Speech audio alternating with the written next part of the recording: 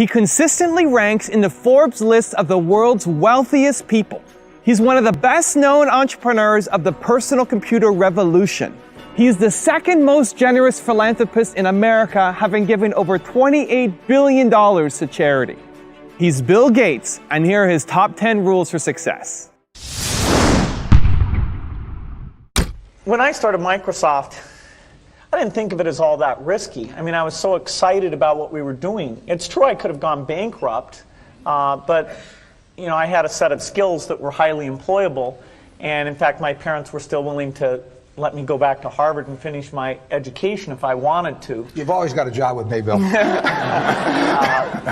And the thing that was scary to me wasn't quitting and starting the company. It was when I started hiring my friends and they expected to be paid.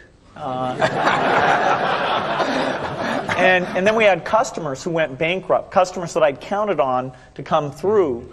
And so then I got this incredibly conservative approach that I wanted to have enough money in the bank to pay a year's worth of payroll, even if we didn't get any payments coming in. And you know, I'm almost true to that the whole time. We have about 10 billion now, which is pretty much enough for the next year. Anyway, you know, if you're going to start a company, it takes so much energy that you know it better overcome your feeling of risk. I don't think that you necessarily, if you're going to start a company, should do it at the start of your career. I think there's a lot to be said for working for a company, learning how they do things. You know, if you're young, it's hard to go lease premises. They made that hard for me. You couldn't rent a car when you were under 25 at the time, so I was always taking taxis to go see customers. And the people would, you know, people say, well, we're going to go have a discussion in the bar. Well, I couldn't go to the bar.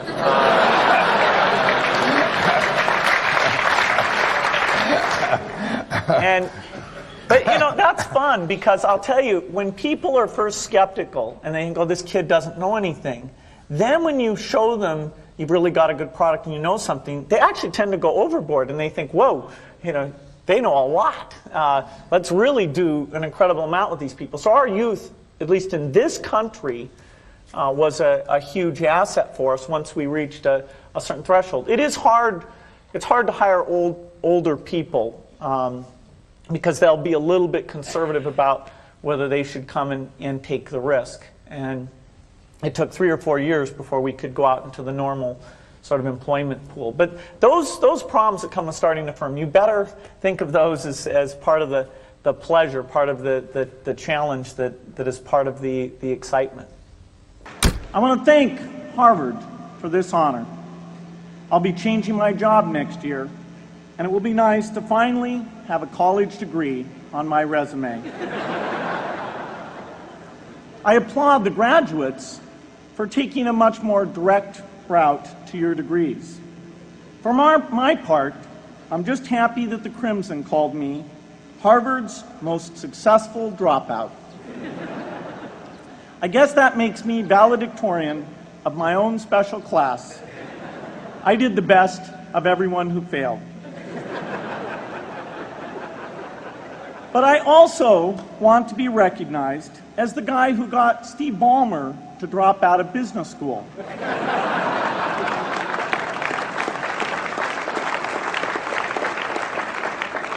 I'm a bad influence. That's why I was invited to speak at your graduation. If I'd spoken at your orientation, fewer of you might be here today. I'm in meetings a lot. My calendar gets very full with those, and then at night, after the kids have gone to bed, I'm on email a great deal. I get messages during the day. That's my chance to give long responses. And then over the weekend, I send a lot of mail as well.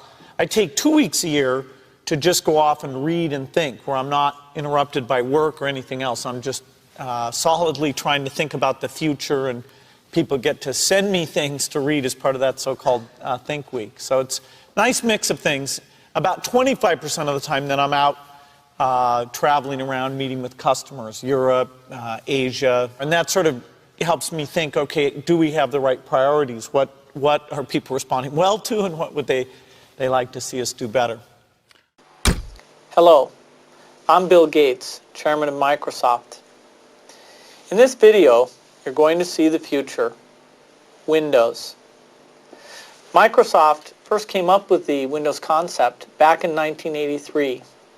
And today, the leading software users have switched into the Windows environment.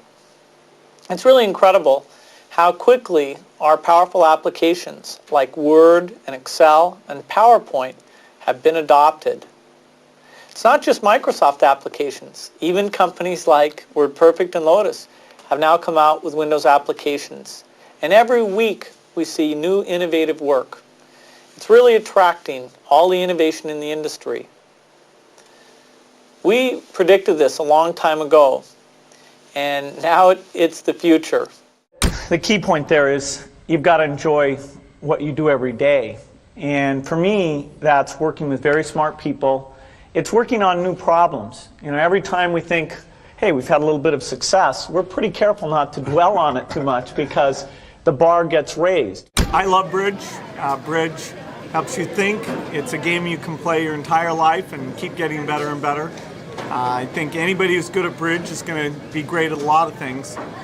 So I really encourage people to get involved, and I want to thank the people who've put things together for juniors. They'll be thanking you the rest of their life because bridge is such a great sport. I talked to my dad, I talked to Warren, I talked to my wife Melinda. So I have enough people that know me and actually know where my judgment isn't its strongest, where I might get overexcited about something or, forget to think about something. And so they're good at correcting, particularly Melinda, good at correcting whatever those blind spots are. And I think it's good to encourage your friends and advisors to really give them that license. I can go to a party and forget to say hello to various people or something. That's a very minor example of my blind spots. Not to the hostess. Melinda would help me do that. Yeah, she would, a small number of people that you can turn to on certain key things is a great asset. My best business decisions really have to do with picking people. Deciding to go into partnership with Paul Allen is probably at the top of the list. And then subsequently hiring a friend, Steve Ballmer. And having somebody who you totally trust, who's totally committed, who shares your vision and yet has a little bit different set of skills, and also acts as a check on you. Some of the ideas you come up with, you run by them because they're going to say, hey, wait a minute. Have you thought about this and that? And just, the benefit of sparking off of somebody who's got that kind of brilliance, it's not only made it fun, but it's really led to a lot of the success. So picking a partner is crucial. I had one habit that I developed when I was at college that was actually a very bad habit, which was I like to show people that I didn't do any work and that I didn't go to classes and I didn't care.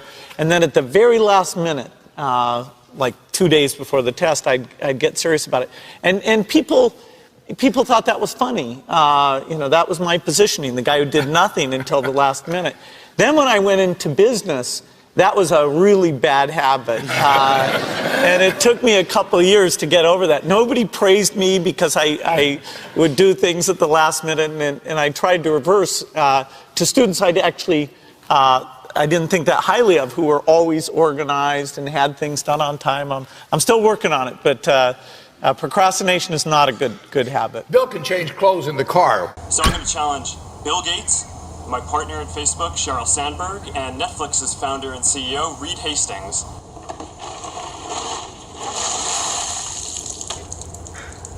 I'm glad to give to ALS. It's a great cause, but I want to accept this challenge. I want to do it better than it's been done. Been working on this, got this design. There we go. Yeah. It's going to be great.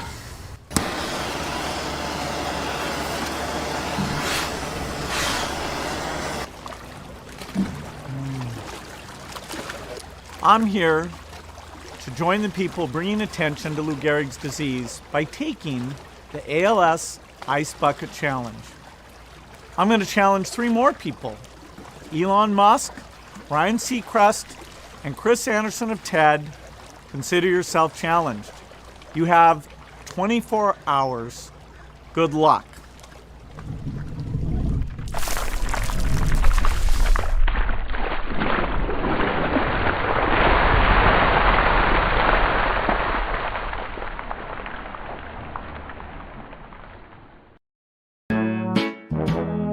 People, let me tell you about my best friend. He's a warm-hearted person who loved me till the end. Now, people, let me tell you about my best friend. He's a one-boy, cuddly toy, my up, my down, my pride and joy. People, let me tell you about him. It's so much fun, whether we're walking man to man or whether we're walking sun to sun, 'cause he's my best friend. Yeah, he's my best friend. La la, ba da da da ya, ba da da ya, ba da ya. Is it true that you can leap over a chair from a standing position? It depends on the size of the chair. I'll cheat a little bit. Yes!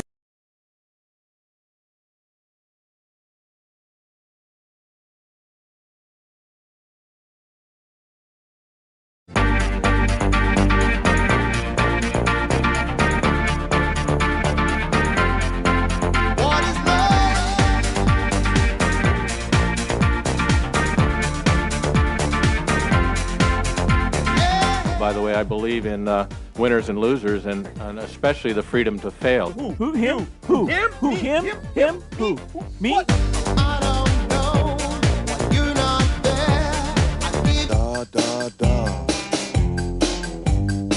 No way!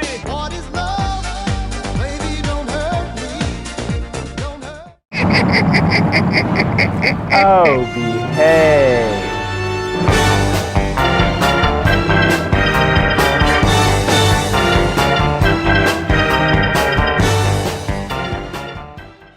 Thank you so much for watching. I made this video because a bunch of you guys were asking me to. So if there's a famous entrepreneur that you want me to profile next, leave it in the comments below and I'll see what I can do. I'm also curious to know what you think of Bill Gates as an entrepreneur and which of the 10 rules most resonates with you. Leave it below in the comments and I'm going to join in the discussion. Thank you so much for watching. Continue to believe and I'll see you soon.